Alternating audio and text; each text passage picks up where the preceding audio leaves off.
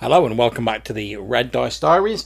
Now in this episode I'm going to talk a little bit about my experiences of running the Stygian Library supplement produced by Dying Stylishly Games, written by Emmy Cavegirl Allen. This is the same person who did Gardens of Ynn, which I've done a review of on my YouTube channel. Now, I had the opportunity to run the Stygian Library for my Midderlands game for a couple of sessions while my players were exploring that. And again, I'll put a link in the show notes. But before I get on to that, I'm going to open with a call from Cody M. Now, this is in response to me asking about his Barrow Maze game using the Delving Deeper retro clone, which models the original sort of 0 edition version of Dungeons and Dragons. Now, I personally hadn't heard of this until I listened to a Dual-podcast that Cody did with Ray Otus of Plundergrounds. I highly recommend you go and listen to the episode if you're interested in D&D or you just like to hear a really cool podcast with two people bouncing ideas back and forth. And again, I'll put the link to the show notes. So after listening to that, I had a look at Delving Deeper, and I also asked Cody how I could get involved in this sort of open table Barrow Maze game that he's running. And this was his response. Take it away, Cody. Hey John, it's Cody. I don't know when the next time I'm going to be putting an episode out is, but I just wanted to get back to you on the Barrow Maze game. That is completely open table, so I typically run on Sunday mornings, that's US Pacific time. Just hop on the Audio Dungeon Discord and shoot me a message and we'll get you in. Thanks, bud. Later. Thanks very much, Cody, for that. Now, since I listened to the episode with Cody and Ray Otus, I've printed off myself a copy of Delving Deeper, the 3 different books of that, since it's available free in PDF, and I've really enjoyed reading that. If all goes according to plan, I should hopefully be playing my first session of Cody's Barrow Maze game on Sunday. I've created a character called Nesek Heavyhand, a dwarven fighter who's got alright stats and did pretty well on the hit points and is armed with a crossbow. So we'll see how long that little bad boy can survive. But before I start getting too much further down in the rabbit hole with that, let's crack on with the main thrust of this episode, which is talking about the Stygian Library supplement. Now, rather like the Gardens of Ynn supplement, the Stygian Library is effectively a series of random tables combined with a small amount of procedures that allow you to create this ever-changing extra-dimensional dungeon, for want of a better term. In the Gardens of Ynn, it's a dilapidated garden that's been abandoned by its fey guardians due to some strange disease known as the Idea of Thorns. In the Stygian Library, it's a huge repository of knowledge populated by orders of strange monks, containing a huge sort of odd mechanical machine that is ever occupied trying to work out some sort of cosmic calculation. So, what did I think of the Stygian Library? Well, we ran it for just a bit of a disclaimer. I'm going to give a bit of criticism during this episode. Now, I could already hear a few of you saying, "But John, didn't you review Gardens of Ynn a while back on your YouTube channel? And you loved it. You were proper jizzing yourself over it. So what's there to criticise about the Stygian Library?" And to that I'd say you're absolutely right. I really enjoyed the Gardens of Ynn, and by no means should the fact that I've got a few little criticisms of the Stygian Library mean that I didn't enjoy running it. Both my players and myself had a great time for the couple of sessions they were exploring it. However, there was a few things that didn't really sort of work as far as I was concerned in this, or that it could have been done a little better. And some of this may be the case for Gardens of Ynn as well. It might be stuff that you only find out in play.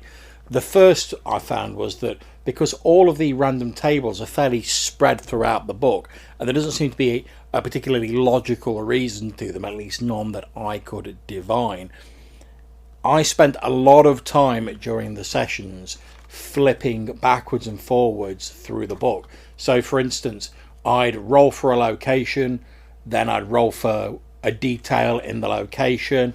I'd then have to flick to see if there was any particular monsters there on a different page, then flick to a page with those monster stats, flick back to the random events, roll on that. I'll possibly have to reference some other charts. There was a lot of flipping backwards and forwards. Now, that's fair enough. However, I think if I was going to run the Stygian Library again, what I'd actually do is I'd roll up a number of these different locations, complete with encounters, stats, etc. in advance, and I'd just write them down on an index card or whatever, put them in a pile like a deck of cards, and then as the players were exploring, I could just flip over the next card. Boom, there we go, we could get on with it, and it'd all be on the card, and I wouldn't spend so much time flipping backwards and forwards. The other thing I would say is that because it's all pretty random, although you do add the sort of level, so the encounters get progressively weirder as you get further and further into the library, I would say that we ended up with quite a few encounters which, had they gone really badly, could have easily just wiped out my entire party. And now that's not to say I'm a big proponent of a game balance, because as with a lot of like people who play in old school games, I like throwing things in there. Some encounters are just too damn hard for the players and they have to withdraw. However, that's not quite such an option that's available in the Stygian Library, because whereas, like, let's say, I don't know, let's say your players are wandering through a mountain pass, they come across signs of a tribe of ogres, and they're like, no way, we are not hard enough to take on a tribe of ogres. They can withdraw down the pass, they can perhaps set up an ambush, they can do all manner of other things. However, in the Stygian Library, because it's organised into a discrete collection of chambers, I personally didn't feel that they had as much freedom to do that. So like when an encounter's rolled, you're pretty much stuck in that encounter, and even if you try and flee, there's limited options available to you. Now that might just be my perception, but that's how it felt when we were running the game. And we certainly had a couple of encounters, one with a flock of flying bucks that insta knocked one of the characters unconscious and nearly killed him in the first round, and then took out the cleric in like the second round. So the whole group had to spend about 4 days holed up in that room, barricading themselves in, trying to stay away from other encounters while they healed up. Which, yeah, I suppose absolutely fine, you would have to spend that time to heal, but it didn't really feel like they had much of a chance in that encounter, to be honest. And I rolled fairly low for the number of animate books there were in that encounter. Now, my other issue with the Stygian Library is one that I don't think you have in the Gardens of Ynn. So to explain this, in the Gardens of Ynn, you're exploring this strange sort of garden, sub-dimensional realm, whatever you want to call it, and why it's abandoned, what happened, who the people who owned it. It's like a mystery, and as you go along, you unravel the mystery. You find out what's going on. You're possibly affected by it. You're discovering that information, and I really love that, and I think that's a really strong point for the Gardens of Ynn. However, the Stygian Library doesn't really have a central mystery at the crux of it. Now, you could say, yeah, the calculation that the sort of strange like god machine thing's doing in the library, but the book doesn't actually really give you any ideas about that. It's just like, oh, it's doing some sort of weird cosmic calculation that's going to have galactic consequences, but doesn't really tell you anything about it. And the fact that the Stygian Library is a repository of knowledge means that potentially you can go into this library, once you know how, to try and find out the answer to any questions and any mysteries.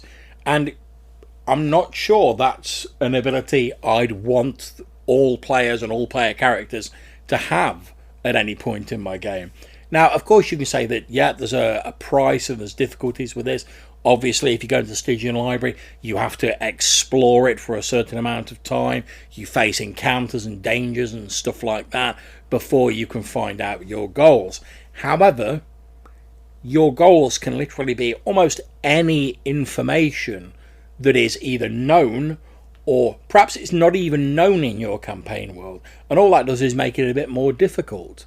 So I think, unless handled properly, the Stygian Library supplement does have far more potential to be disruptive to your campaign world than the Gardens of Ynn does. Now, again, as I said at the start, that's not to say that I didn't have a great time running this supplement. As you all know, I'm a dyed-in-the-wool fan of random tables, and my players certainly seem to enjoy it. And as a bit of a sort of two-session, like crazy interlude, like animated books and strange like janitors or animated skeletons and crazy machines that they could ask questions to and stuff like that, it was a nice little aside, a nice little interlude, which is where I think these supplements, Gardens of Ynn and the Stygian Library, really shine. I'm not sure it's something I'd want the players to keep going back to. I'm not sure even they would want to keep going back to repeatedly, since it did start to feel like it was running a little bit overly long, in my opinion, when we were getting near the end of the second session. So I'm not sure whether I'll bring it in again in the future, but it was quite interesting to do as a sort of one-off, like aside from the main plot of the game, that had a few links back with the information that they were trying to find out. That aside, however, I think the book's very well written. I love the whole procedural sort of generation stuff. I think perhaps having some sort of online generator, of which I know there is one, but it was under maintenance, so all the like randomization was turned off when I was running it, so unfortunately I couldn't use it. I think an online generator would be really handy. Failing that, I would certainly advise any GM to give it a go, since you might find something that you enjoy in the Stygian Library, and certainly the Gardens of Ynn. However, I'd probably advise you to roll up some of the locations beforehand and just take some notes, so you're not like flipping backwards and forwards through the book. But all in all, a very enjoyable supplement. I'm going to try and get around to reviewing it on my YouTube channel at some point, but while it was reasonably fresh in my mind, I just wanted to put out some of my thoughts on the podcast. So there you go, that's the Stygian Library.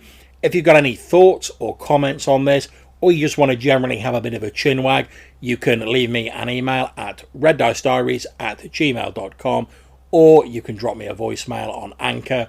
I really do enjoy listening to those, and thanks to the people who send them in.